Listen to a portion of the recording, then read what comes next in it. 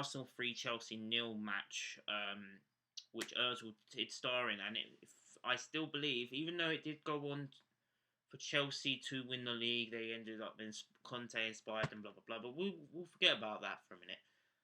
That game, for me, still is one of the best atmospheres I've been to at the Emirates, and one of the men who was because of that was because of him, Mesut Ozil.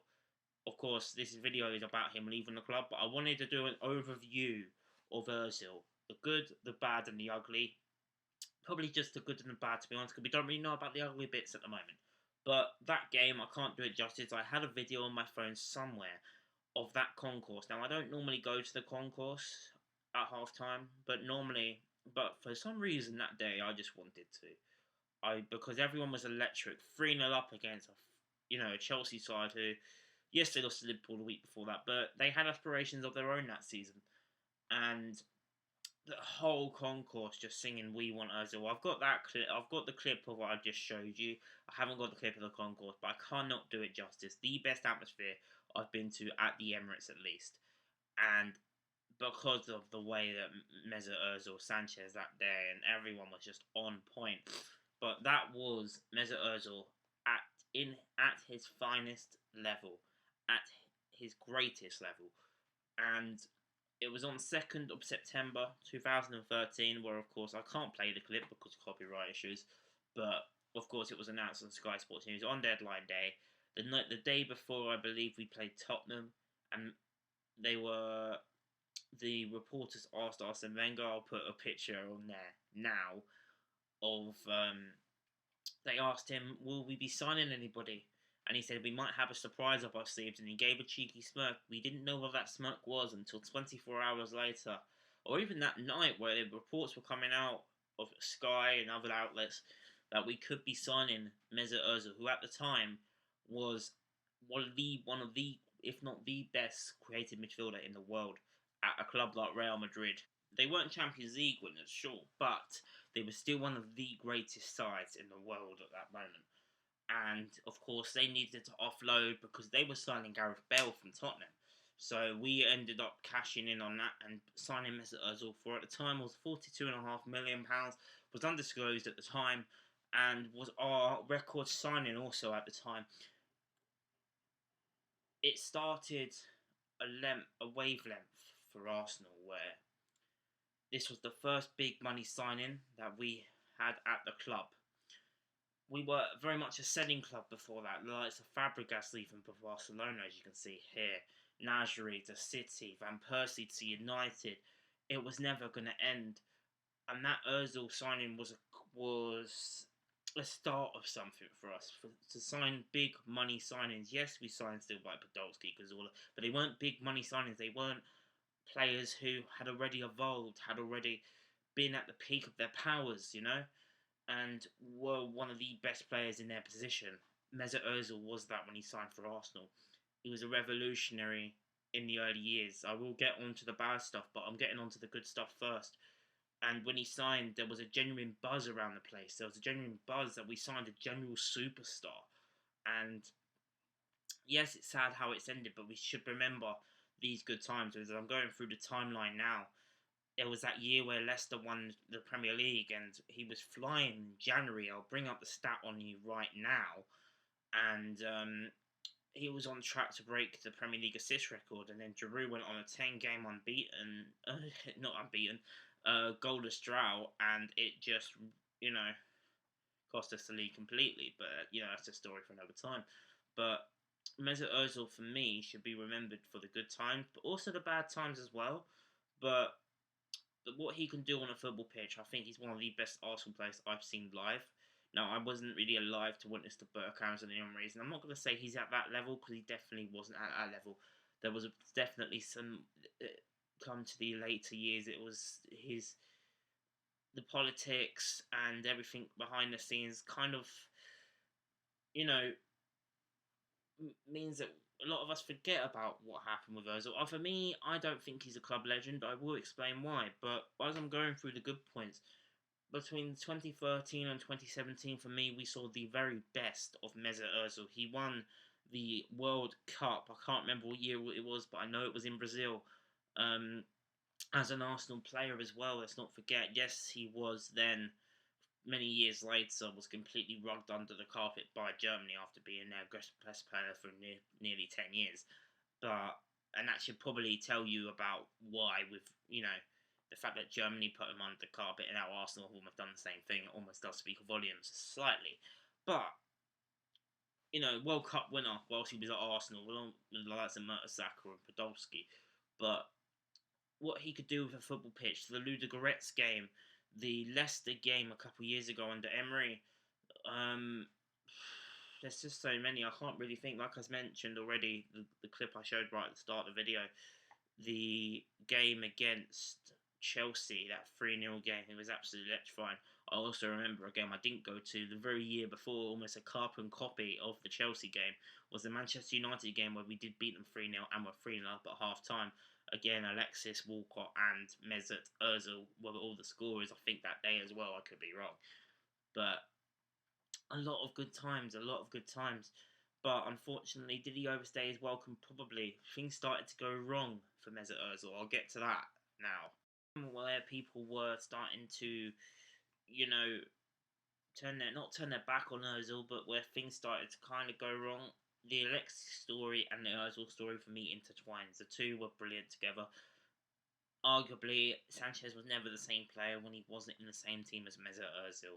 And in the summer of 2018, Alexis Sanchez was going to get his wish after putting blood, sweat, and tears as an Arsenal player for about 3 years. He was ready to leave Arsenal Football Club for Manchester City. Pep Guardiola and Manchester City, they went in for the deal way too late in the summer window. And Arsenal then tried to sign Thomas Lemar for £92 million, and that fell through because he was on the international duty with France that night, so it was never going to happen. Massive PR stunt by the club, by the way, fair play. And I still think it was the biggest PR stunt in the history of the club, but let me know what you guys think in the comments down below. But anyway, Sanchez, them 6 months between the summer of 18 and January of 19, his heart wasn't in it at Arsenal, you could tell. He had his heart set on a dream move to reunite with Pep Guardiola, who he, of course, was manager at Barcelona with Sanchez at the time. And to reunite with him at Manchester City, Pep wanted him, everything wanted to go into place, but the problem was Alexis wanted more money. And it was Jose Mourinho and Manchester United who, out of spite for Manchester City, decided to sign Alexis Sanchez for £500,000 a week. Now, Arsenal were in a situation where they had Alexis Sanchez and Mesut Ozil both out of contract the summer after that January. So it was the summer of 2019. Yeah, 2019. Summer of 2019. So Alexis was gone. He went to Manchester United. We also got Henrik Mkhitaryan the other way. And then we also signed, of course, Pierre-Emerick Aubameyang to replace Alexis Sanchez. So we ended up getting a player out of it. It didn't end up too badly. It was the worst swap deal in the history of football for me, because both players ended up leaving the clubs that they were both reported on, which is just funny. But there you go. Again, this is about Mesut Ozil. So how does Ozil intertwine with this? He signed a £350,000 a week contract. I haven't got the exact date he did it, but it was after the January transfer window. The club knew if we were to get rid of both Sanchez and Mesut Ozil, there'd be a PR nightmare. The fans would go into overdrive. There would be an absolute riot if we got rid of our two best players of the one of probably the best duo we had at the club since Fabregas and Van Persie, since Bergkamp and Henry. Probably the best duo, I would argue. Maybe they might be even better than Fabregas and Van Persie. But for me, I've still, as much as I resent Van Persie for leaving, I don't necessarily mind Fabregas, but the whole saga with Barcelona wasn't great. Them two, Ozil and Alexis, for me, were on par with Fabregas and Van Persie as the best duo in the Emirates era, at the very least. Not as good as Bergkamp and Henry, like I already mentioned earlier in the video, but for me, they were revolutionaries. They knew exactly where each other were. They were the two superstars of the team. Ozil joined Arsenal. He won the FA Cup. He helped to beat that trophy, get that trophy out the very next year. We then continued to buy big money players by signing Alexis Sanchez from Barcelona who was on his way out anyway, but it was a big money signing, it was a big deal, and he revolutionised the club. And arguably, because of how good Sanchez was, people did underappreciate Ozil in his best years, which is why he's not really seen upon as a great anymore. Because when Sanchez left, it was down to Ozil. The pressure was on him. Yes, it was Aubameyang, but Ozil was the man who was there for since 2013.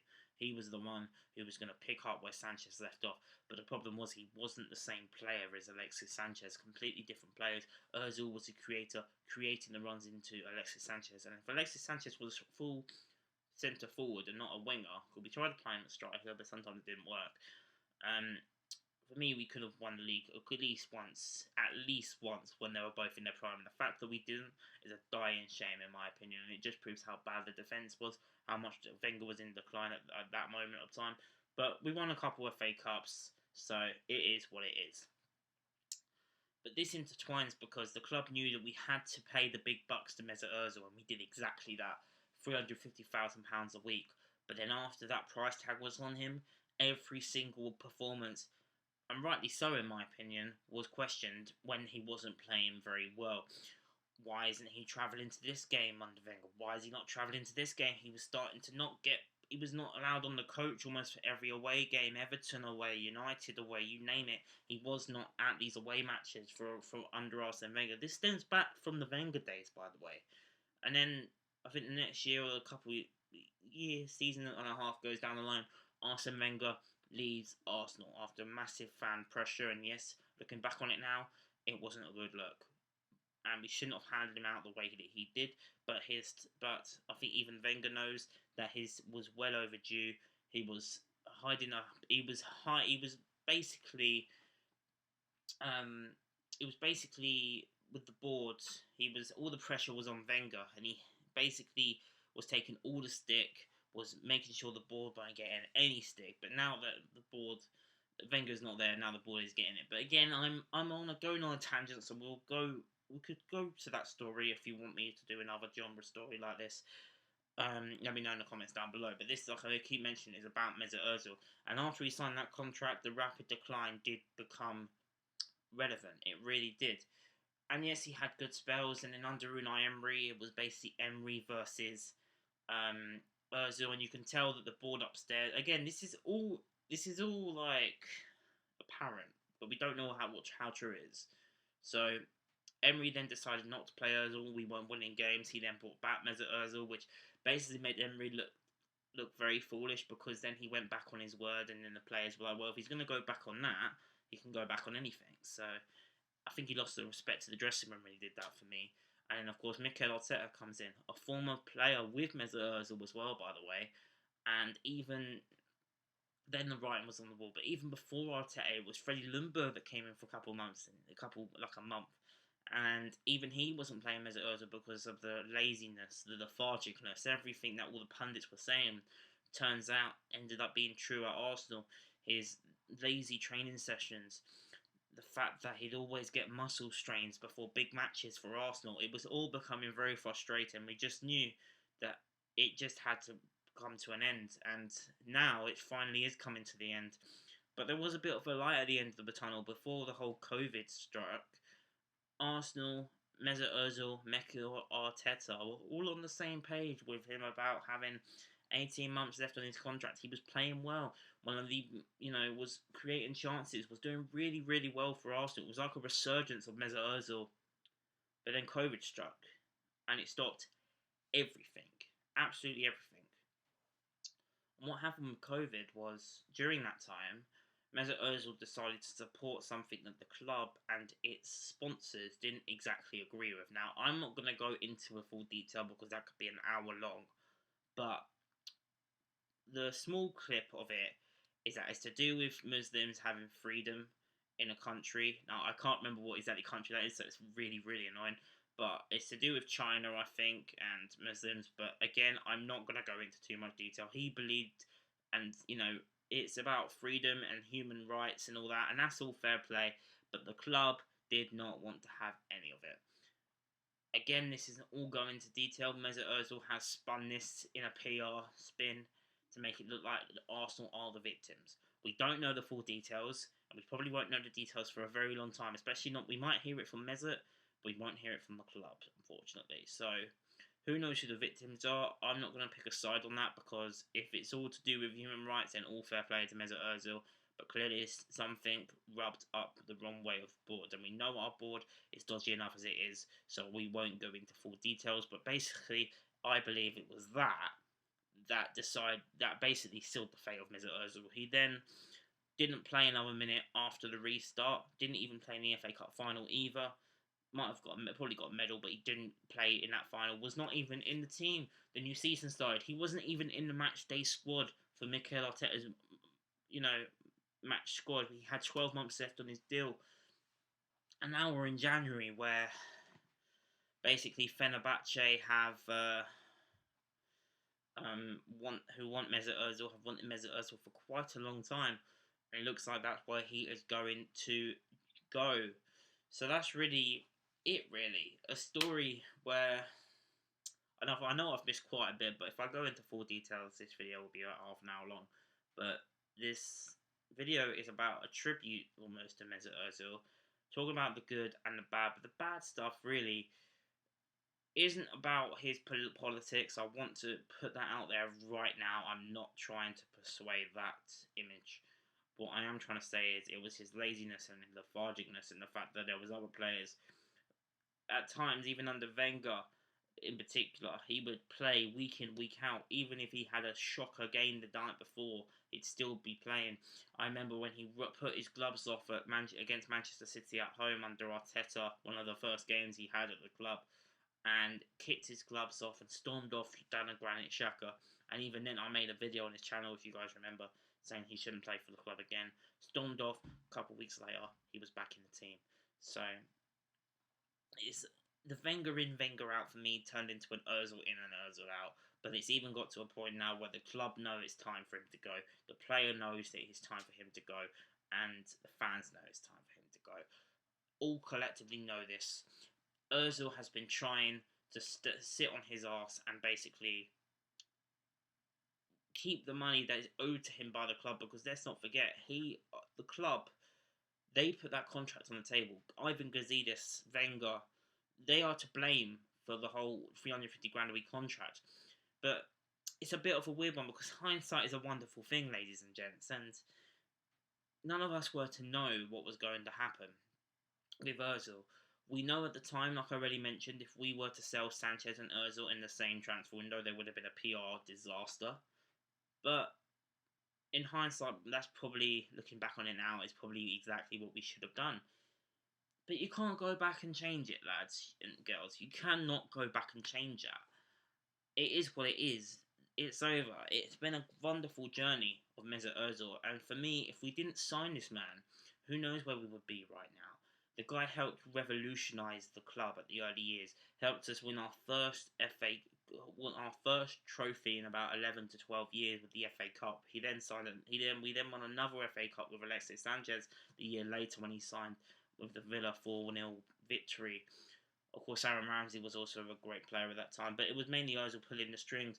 That night against Borussia Dortmund, now I've got some more memories. The first English club to win at Borussia Dortmund was Arsenal Football Club. Seems like a lifetime ago now, but it happened. Ozil and Ramsey put in the strings. I already mentioned the United game. I've already mentioned right at the start of the video that Chelsea game. The man won't be remembered as an Arsenal legend, but a man who stuck to his guns. But the club, alternately, will always be bigger than a player. And I think that's where we're probably going to wrap up this video now. No player is bigger than Arsenal Football Club, and it was best for Arsenal and Ozil to go their separate ways. I thought it would be in June, but it looks like, even if Arsenal are going to pay off the rest of his contract for the last 6 months, Mesut Ozil is leaving Arsenal for Fenerbahce, and I would just like to say a big thank you to Mesut Ozil for the services you gave to the club. You won't be getting a proper goodbye from the club because of everything that's gone on, but it's a nice, demented, kind of silly little bow, because let's face it, it's not been pretty at times. But for me, like I mentioned, Arsenal would not be the club they are today from the last 10 years, even if we have been in decline.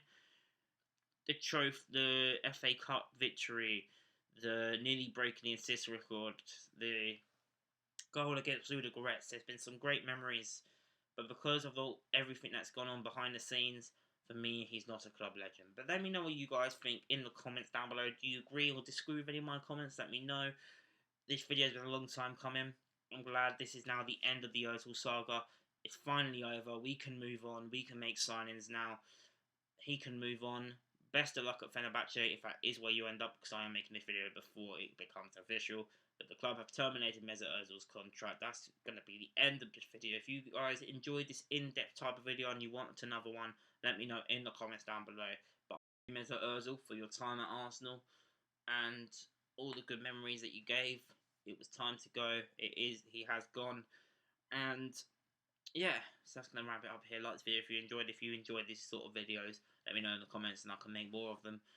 And yeah, that'd be great. Like this video if you enjoyed. Subscribe if you're new. I've been Sugar. Thanks for watching, and I'll see you for the next one.